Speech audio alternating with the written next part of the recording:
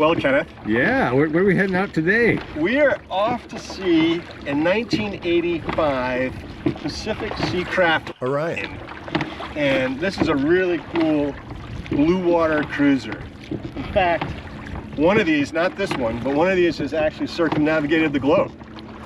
And for only 27 feet, just over 30 overall of the bowsprit, this little boat packs a punch. And I didn't know we were going to be rowing out here today. We're down in Georgetown, Maine, by the way. And this would be way more romantic if you were my wife in the back seat. Stroke.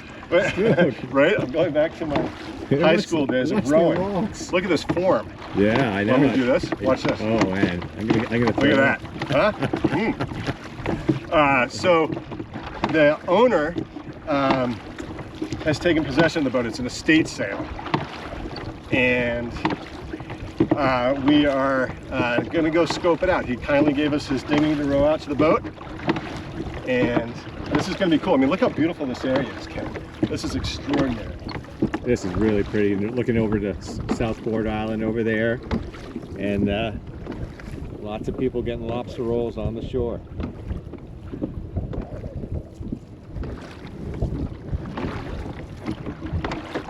Put some weight into it. Jeez, man.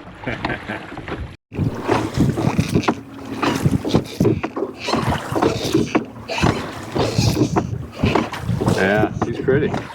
Very pretty. External chain plates there. Yeah. Easy to inspect. And this is not a wood vessel, but you were just saying that it's got the wood imprinted in the fiberglass to make it look like wood. Yeah. A very Pacific Seacraft kind of look to it. And really an attractive look. This is a cutter and a nice big bowsprit there. Yeah, big bowsprit, yeah. And the fact that it's 1985 is really kind of great. I reckon that was near the end of the run for these. But nice bronze ports. Yeah. These boats were heavily built.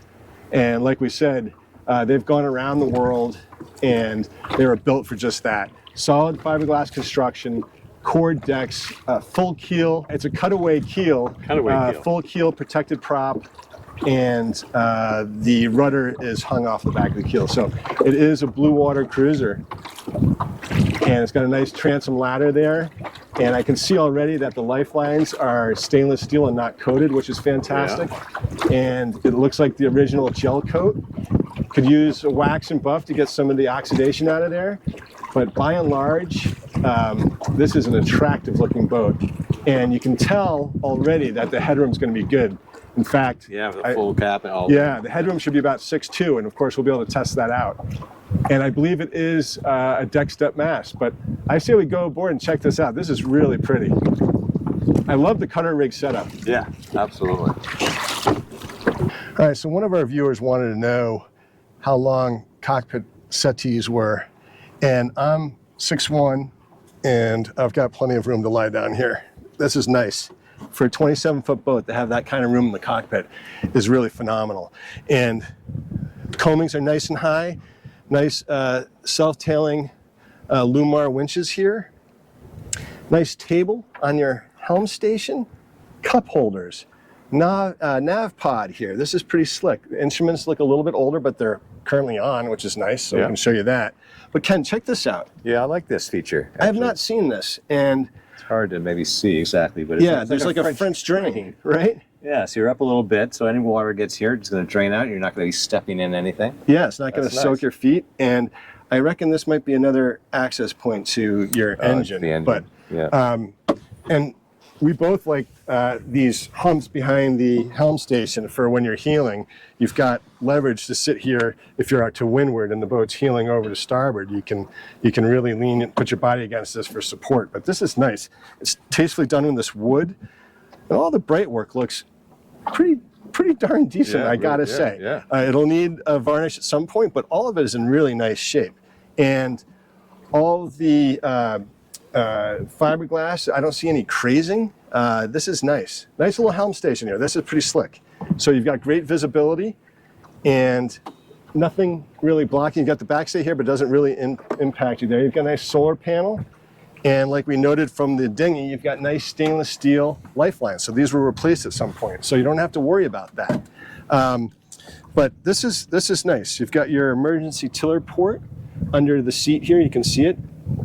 That's nice. You've got your gusher pump here and your engine stop button there, throttle and shifter right here, and engine controls right there. Engine hours are unknown. Last reading says 300 hours. So the hour meter, we're not sure what the actual engine hours are. So obviously you're going to get a survey.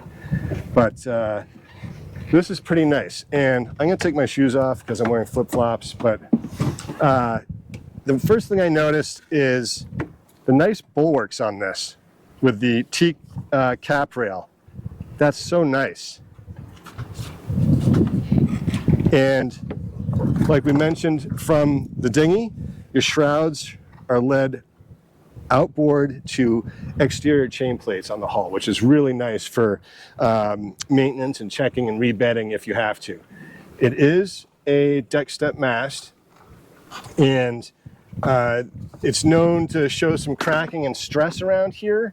Around this, we haven't seen that, but we do recommend, obviously, a boat survey. But we did spot check with a moisture meter, and nothing alarming, so to speak. But look at this. This is nice. It is nice. Just bring your hawser in and slap it around that. That's so nice. And I'm going to walk out on this. You're not going to make me sing Celine Dion again, are you? Let's do it right this time. King of the world, James Cameron. James Cameron. Nailed it. But the cutter rig setup is really nice. Yeah, Roller nice. furling on your Genoa, your forward jib, and then you'll have a hank on for your staysail. But it gives you options. And again, this nice high bulwark here, it just gives you such a secure feeling on this boat. I really like it. Why don't you go up there, Ken? Take a look. All right, here. Very nice. You just want to do your king of the world? Yeah, I just want to do that. There we are. Look at that. King of the world. No, this is nice. I mean, you feel very secure up here. It's not a windlass, but you know, but Yeah. a good size, like a plow anchor. It looks like a plow, yeah. And look at the stanchions. Yeah. That pulpit is very high up. It's like, that's mid-thigh for you. Yeah. That's pretty nice. That's pretty nice, yeah. Yeah. You like? I like this. Very nice. I really want to move down here. Yeah, this is so pretty down here. But looking back at the cockpit, really nice. So apparently single spreader mast, and there you go. Yeah. Give that He back said to you. no radar, but he's got all the other, the Instruments. AIS on the inside. We'll show you down below that. Right. But the thing of note about this sail cover, A, looks new, but also the main on here is older, but there's a brand new main that's never been used that comes with it, including the dinghy we rode out in. So you got a nice forward hatch into the V-berth and one over the main salon, it looks like. But He also said the Genoa and the jib are in really good shape. The oh, that's sails. right. Yeah. So he did mention that. So the list price is $23,900, and we're going to confirm that. Wow. But also look at this boom vang, hydraulic boom vang here. They're rigid, so you technically don't need your topping lift on the boom. I think this would hold it up, but nice to have. Yeah. And two Drade boxes here, one facing forward, the other facing aft. You can spin those around. Same with the hatches. There, one's facing forward, one's facing aft. Yep. Pretty slick. Yeah, it's a really nicely laid And out. considering she's 27 feet long, these side decks are really nice. Yeah, and it's nice that because of the with the stays on the outside, you got room to go. You got room to walk through Right here. through I here, mean, yeah. it's a 27-foot boat. And look at this bow up here. Remember Beagle? She was 27 feet. Right. It seems so much bigger. It doesn't seems substantially larger. That's really amazing. Yeah. And I think the beam is 9.3 or something, and we'll get you the stats on that. But I really like this. And this cockpit, for the size of the boat, is dreamy. I mean, it's pretty apparent how wide she is through the transom here, right? Yeah. On Beagle, she came back to almost just a teeny little transom. Yeah. But this is nice and wide, Right. so you've got all this extra room. But I love it. Let's go down below. I know. Can't wait to see it below. All All right, so before we go below, I just want to point out a couple of really neat features about this boat. It's nice. I like our Traveler in the cockpit, but on a 27-foot boat, it's great that it's up on the coach roof. It takes it out of the cockpit. It's easy to reach your Traveler system here, your main sheet's right here. And check this out, you can raise your main halyard right from here. So everything is led aft, and you've got all self-tailing winches up here and some brakes and gates right here, which are fantastic. So, you ready to go spelunking? Yeah, let's go down below. I'm going in. Yeah. Nice. This is cool, Ken. So we mentioned out in the dinghy that the reported headroom is 6'2" on this. At least. At least. So I am shrinking as I get older, but that's plenty of headroom in here. And for a 27-foot boat, Again, yeah. it's amazing. It's very spacious. Very spacious, and all these bronze ports are huge, and they all open. Ken, There we go. look at that. There it is. Oh, wait, Oh. and that. And Oh, he's got the visual guide. Oh, That's wow. James Bildner. I published that. Is this the one? James Bildner. I published this when I was at International Marine. So we always find these on the boat, so the cruising guys. Yeah, this boat is loaded for bear. So the Orion came in two layouts, the A and the C. The A had a U-shaped settee down here, and that was apparently the more popular model, but the C model, which this one is, was designed more for cruising, and it does not have the U-shape, but this does go down, I believe. It looks like it does, yeah. And if not, oh yeah, there's two places where it sits down there. The benefit of the C model, which this is, it has a larger V-berth. So that's the benefit. But a nice little galley over here on starboard. Look at this thing. This is this is cute. Clean.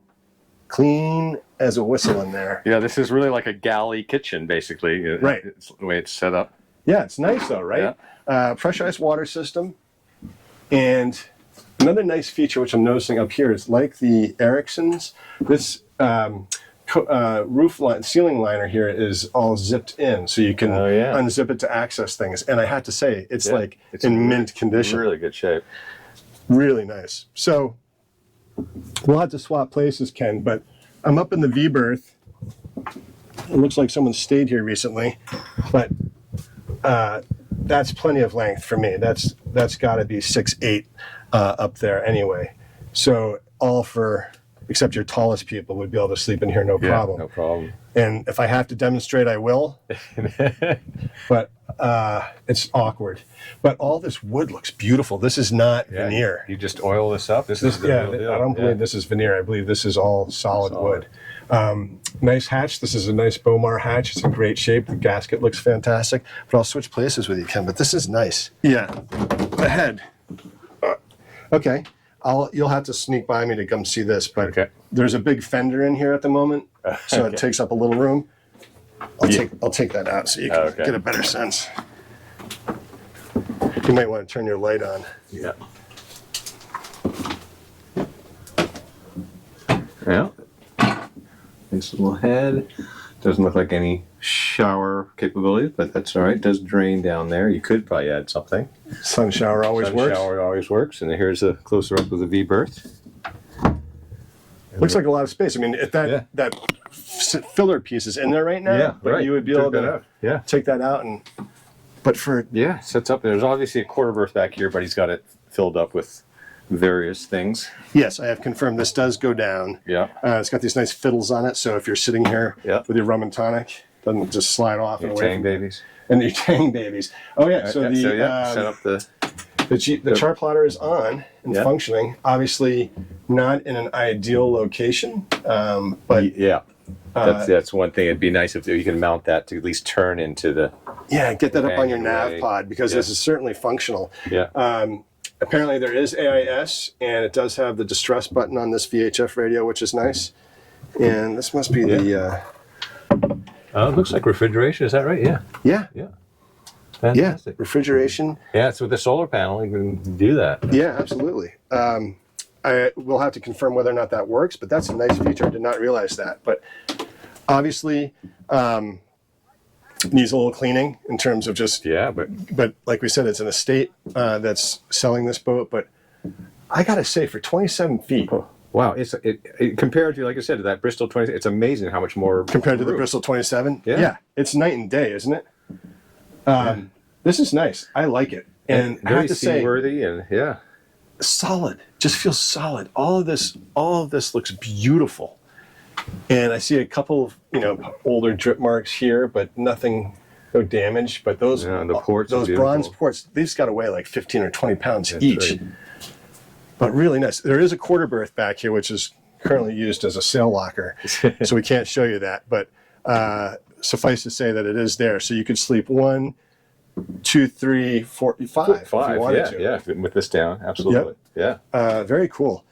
Okay, we got a little locker here. The door is off, we noticed, but it's right here in this other locker. So that's on, and there's an extra anchor here that looks like a little Danforth, I believe.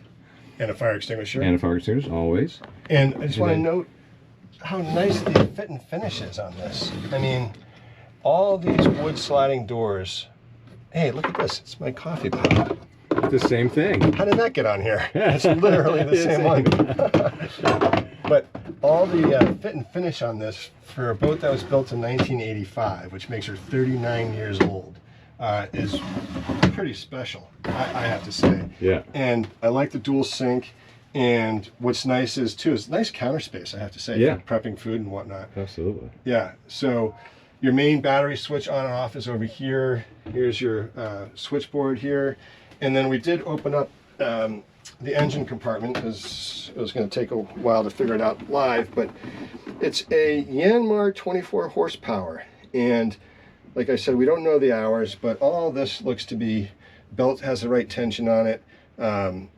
Reasonably accessible from here, but as we noted, we do believe the sole in the cockpit comes out and to access the transmission and your stuffing box and so forth. But for changing the oil and checking your raw water strainer, all that is right here. And there is a light in here too, by the way. Oh, that's nice. Yeah. No, it looks like it's in decent shape. Again, all these hoses look good. Yeah. Look like they've been maintained over the years, which is what you want to see. So not bad. Not bad at all.